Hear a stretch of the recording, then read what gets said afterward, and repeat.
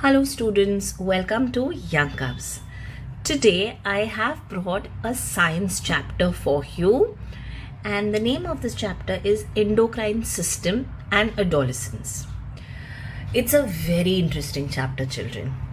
Well, science is, in fact, biology is a very interesting subject, but the names that they have, endocrine and circulatory and God knows what all, it becomes a little difficult to understand.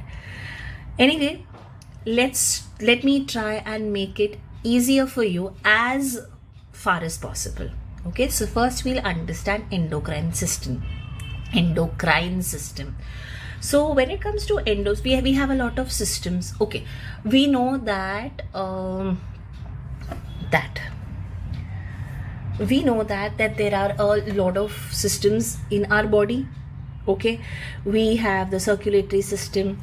Okay, we have the systems. Okay, we have the circulatory system, we have the digestive system, and then we have the nervous system, and so many systems. Similarly, we have endocrine system as well. Okay, so now these systems are, in general terms, I can say that these systems can be called as organ systems. Yes, now these organ systems are made up of organs. So if I have to speak to you about digestive system, the digestive system is made up of the stomach, the duodenum, the small intestine, the large intestine, the anus, the esophagus. So many different organs, right? Now these organs, each organ, so if I draw, say, a stomach for you, okay, if I draw a stomach for you, this stomach has this stomach lining.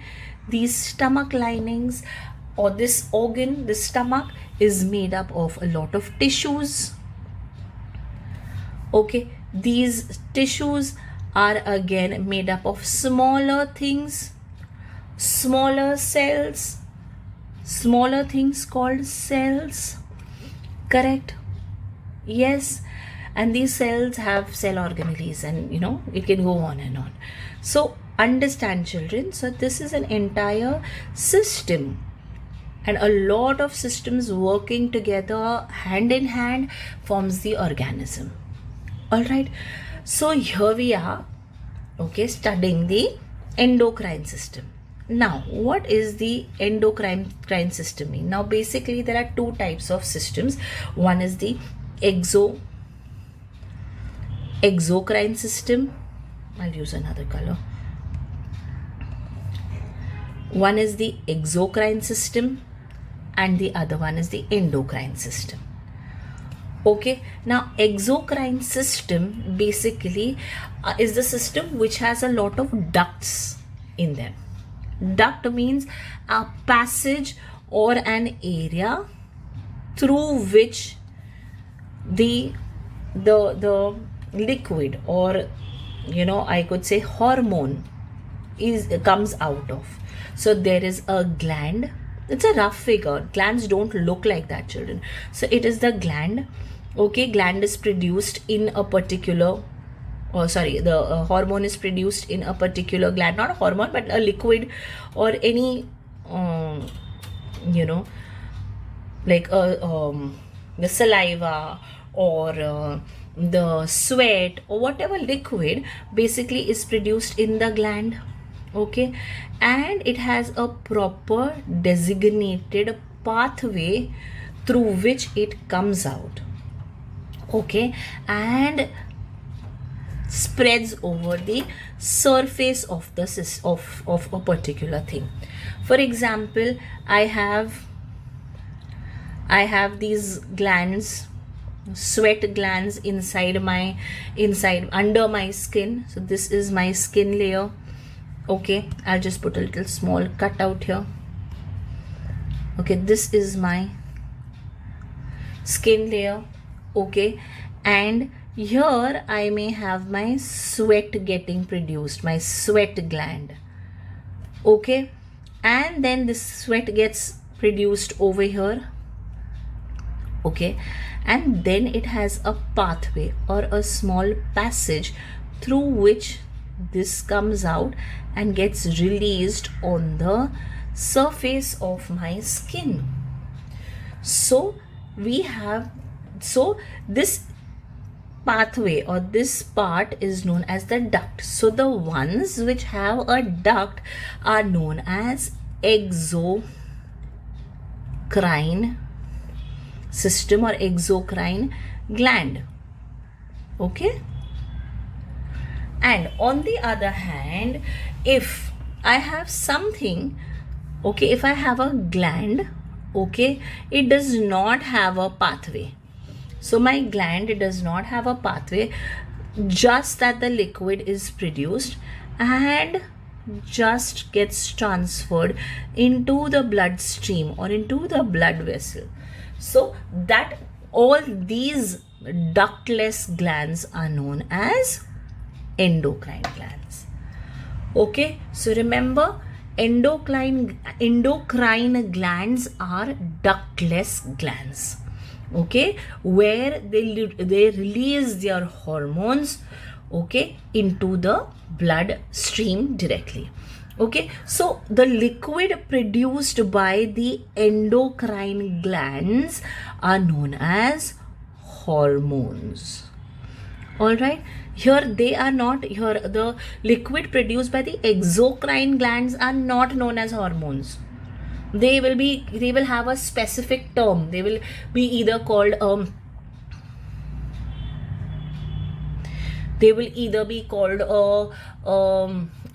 sweat or the sebum. Sebum is nothing but the oil that you feel on your skin. They are directly called that way.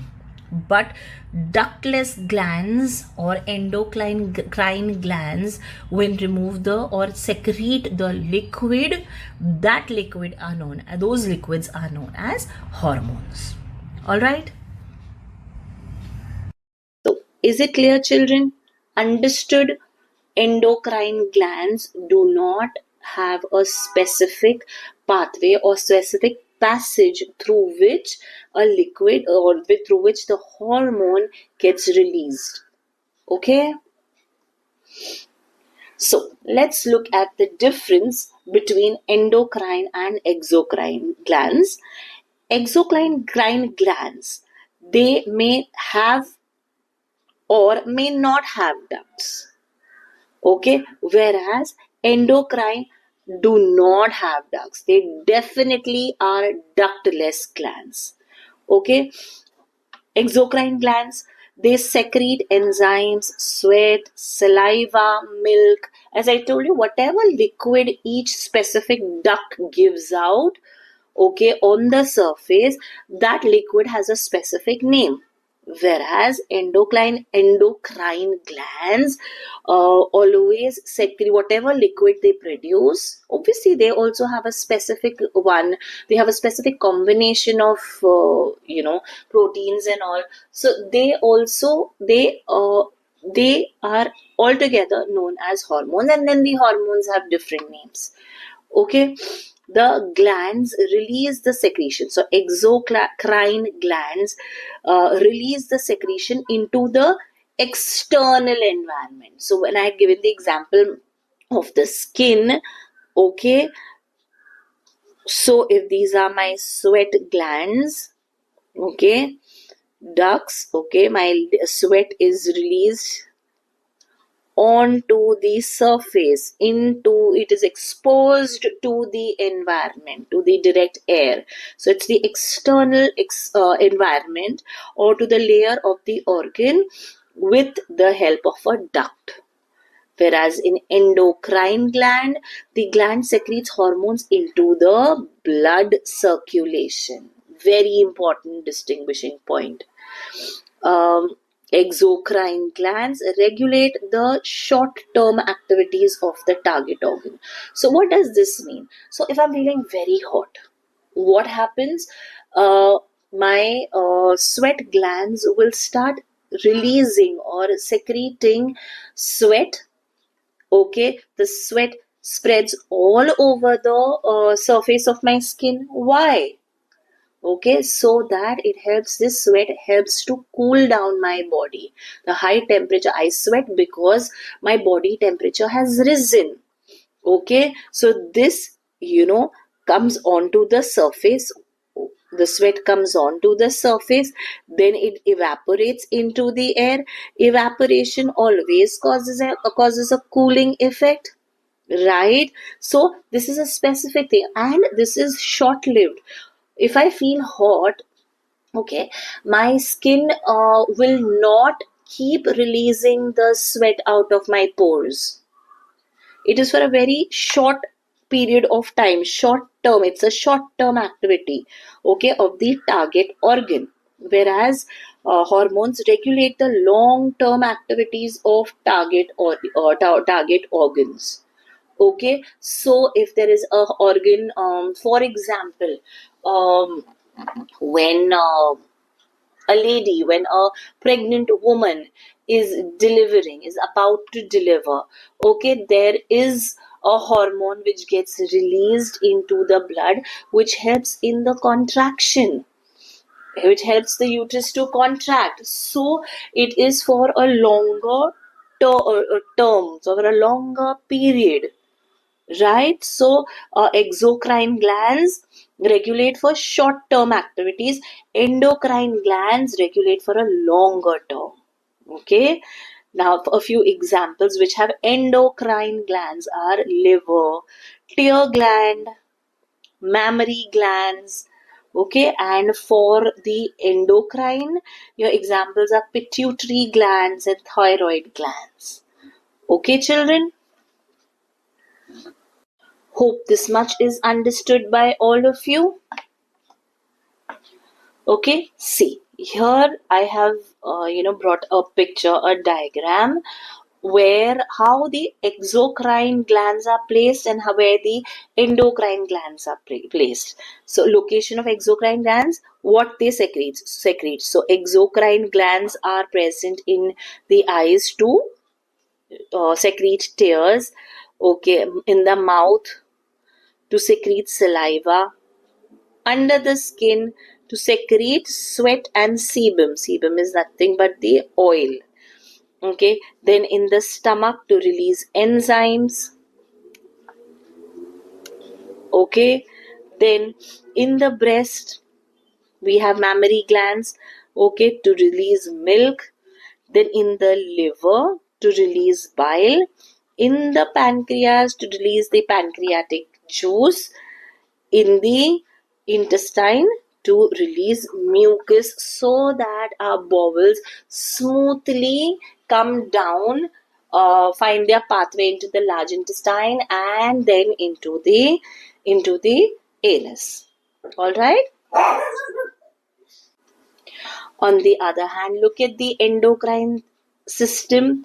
Okay, there is this pituitary gland which is here. Here is your pituitary gland. Okay, in the brain we have one thing, that is the hypothalamus and the pituitary gland. Very, very important, children. Okay, so now the pituitary gland helps to regulate the thyroid gland, which releases thyroxine. Adrenal glands, which releases adrenaline. Okay, now the pancreas, which is behind the stomach, they also give out some secretion, some hormones. Okay, and then we have the ovaries in females, which give out or which release the hormone or estrogen, and in the in males they release testosterone. So these are some endocrine glands. All right. So now, what is a hormone? A hormone is a chemical substance. It is made up of chemicals. Okay, a hormone is a chemical substance secreted from the endocrine gland. Okay, which is directly poured into the bloodstream and acts on a target organ cell. So you guys, if you want to learn the exact definition of hormones, remember these 4 keywords are necessary to be mentioned. Okay, so hormone is a chemical substance secreted from the endocrine gland, which is directly poured into the bloodstream and acts on a target organ cell. Remember, chemicals is a substance released from endocrine gland, poured directly into the bloodstream and acts on the target organ cell. Right? Okay? Here, right now, let's start with the first gland, or the first, thyroid gland, the first one, when we are talking about the endocrine system. Remember, we are talking about the ductless glands. Okay, see, this is how the thyroid gland looks. It looks more like a butterfly to me. See this. From the front, it looks more like a butterfly. Yeah, and the back view, that's the way it looks. Sorry, that's the way it looks from behind. Yeah, so if you grip something with both the hands, okay, from the front, this is how it would seem like, right? So where are these thyroid glands placed? These thyroid glands are placed, okay, in your neck, okay, around your larynx. What are larynx? They are your voice box. Yes, okay, it surrounds the larynx, okay, and just below the larynx, and that's where, see, your trachea lies. What is your trachea? Trachea is your windpipe, correct? Okay, and see this from behind, okay, it is touching your esophagus. This is your esophagus. Yes, it is touching the esophagus. It is grabbing the esophagus as well. Yes, and these are your pharynx, which is nothing but your passage, your common passage between your nose and mouth. Yes. So thyroid gland.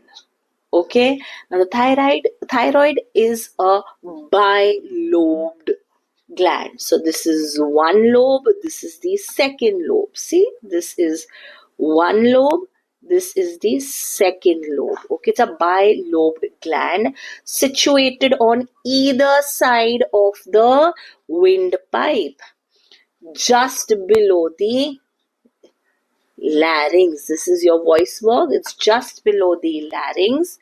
Okay.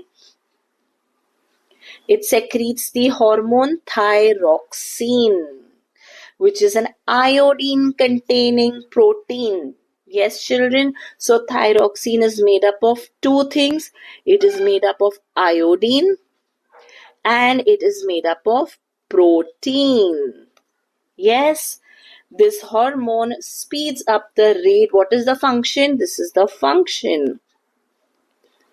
Yes, it speeds up the rate of most of the activities of the body and it stimulates growth in infants. So it speeds up the rate of activity of the body and it stimulates growth in infants, in small babies. Who are infants? Children from 0 to 2 years of age. Alright, children. Alright, children. Understood till here? Let's proceed. So basically, God has tried to make every individual perfect. But many a times it so happens that we tend to develop some kind of ailment. Okay, when there is, so now looking at this page, we see something called as, we're going to discuss something called as hyperthyroidism. Sometimes if there is an over secretion of thyroxine, okay, so if there's an over secretion, hyper always means over. We've heard it many times. This boy is very hyper. Okay, so hyper means over. So if there is an over secretion of thyroidism, of thyroxine, okay, that is also a problem. If there is less secretion of thyroxine, or there is a less iodine in our body, again we may have some kind of an ailment related to thyroid glands. Okay, so when a person has hyperthyroidism, the first thing that is noticeable is a drastic weight loss, and this reality check is normally given to us by our relatives in India.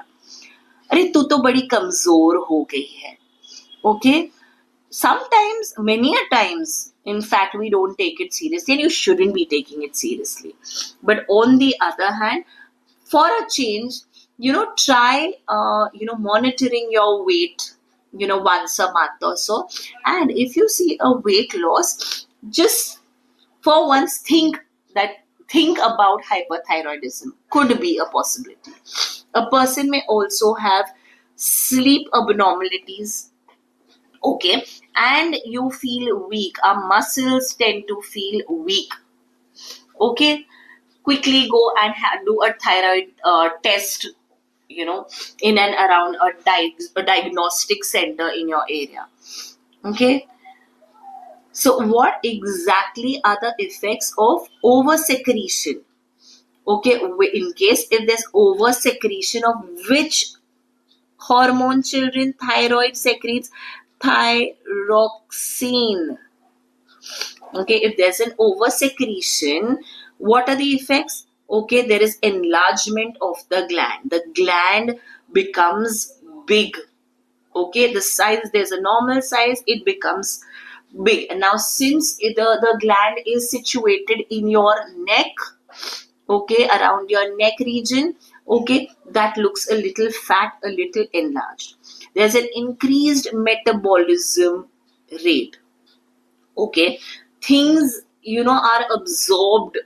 The chemical reactions or the chemical reactions in our body, okay, apparently increase.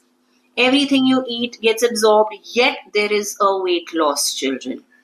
Okay, and then there is increased heartbeat.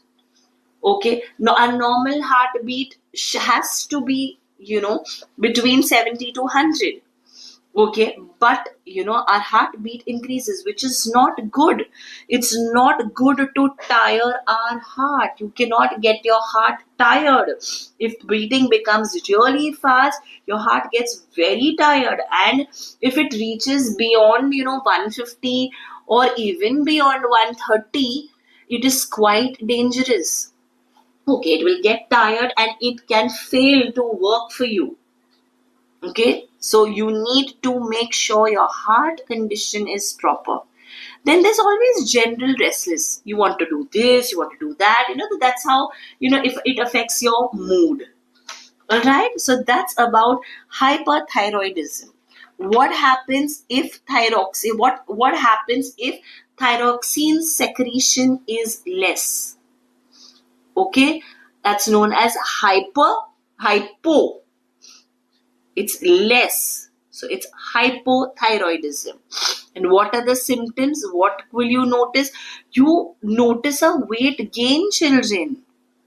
In hyper, you notice a weight loss. Okay.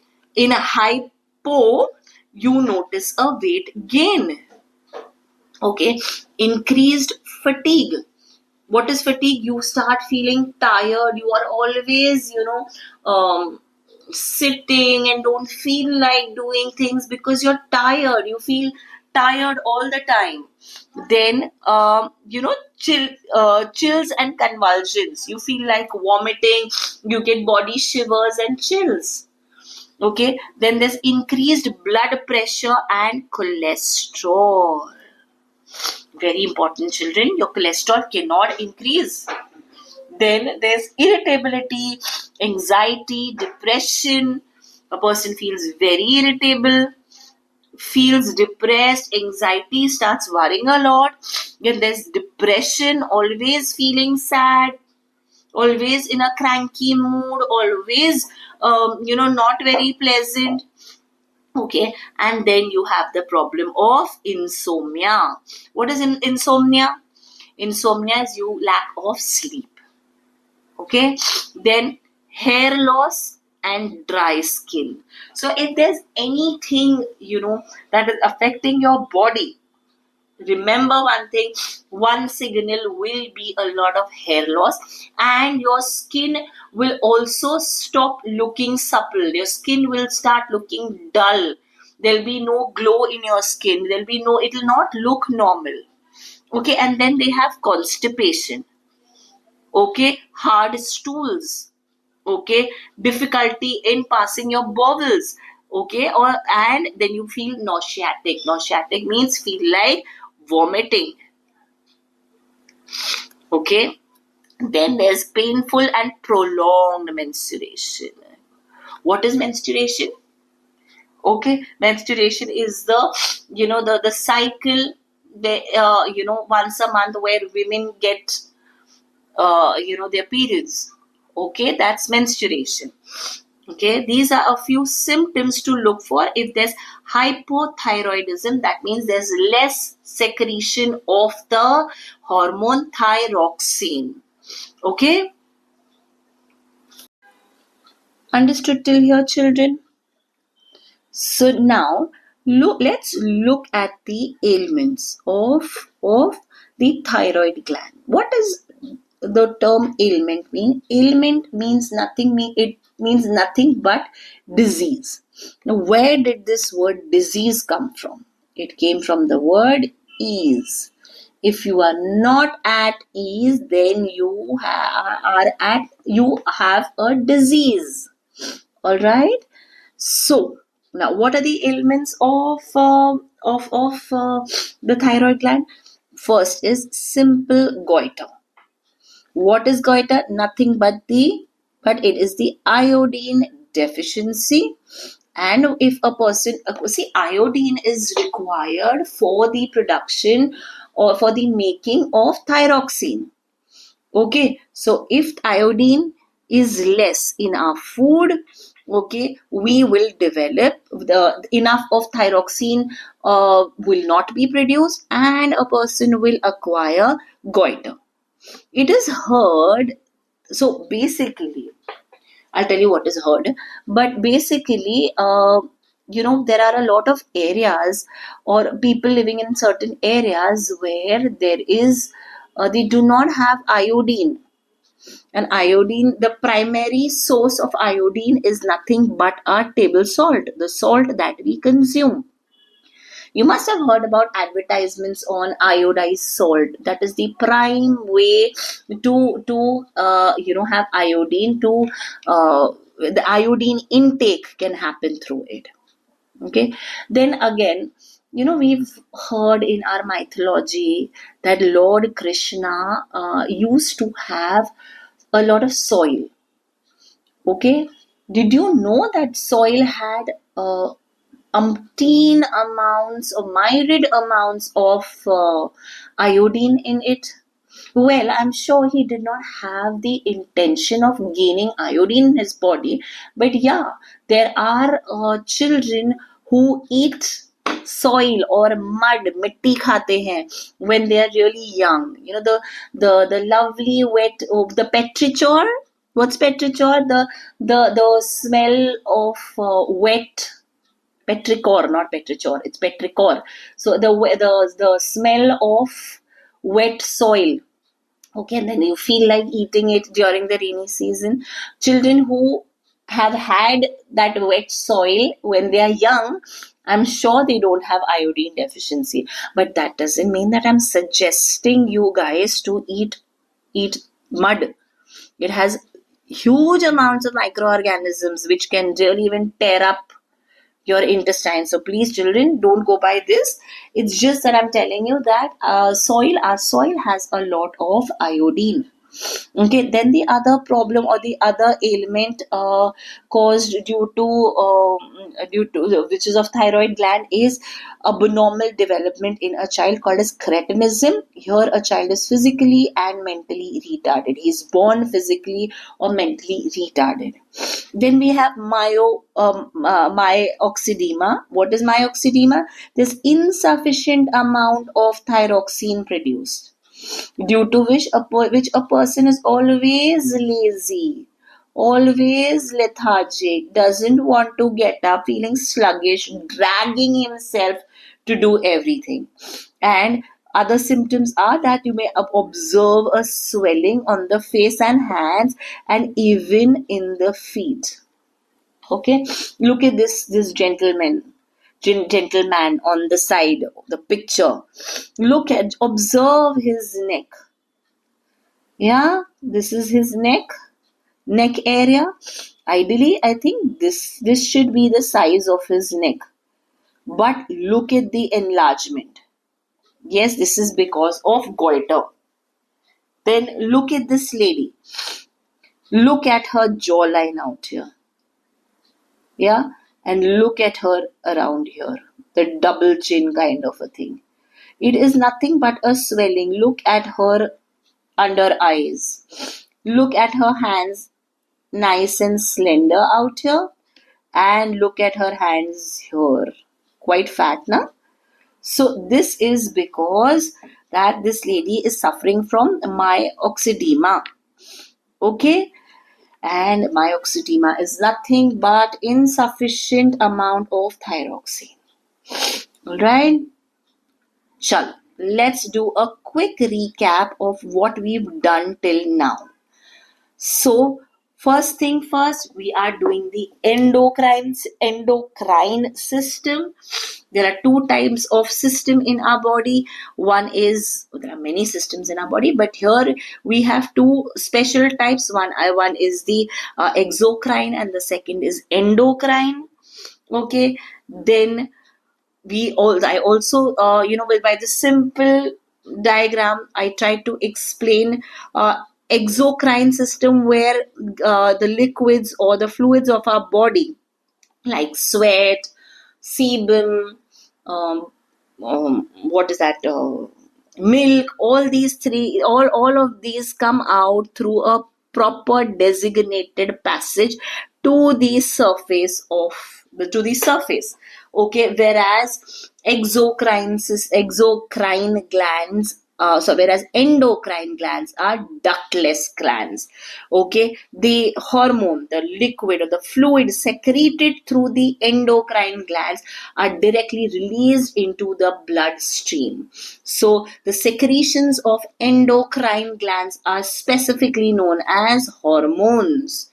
Okay, then we looked at an elaborate difference between endocrine and exocrine glands. Post that, I even showed you all the locations of exocrine glands and endocrine glands.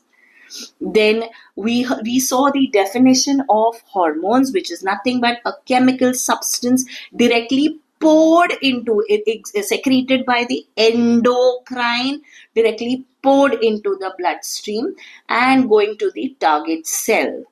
Then we looked at the structure of thyroid gland. Yes, from the front it looks like a butterfly. Okay, it is just below the larynx, your voice box, and it's covering the trachea.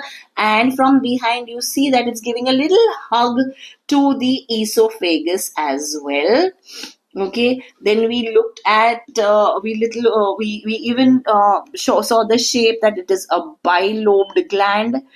Okay, then it is on either side of the windpipe. It produces thyroxine, the hormone thyroxine, and this thyroxine is nothing but an iodine containing protein.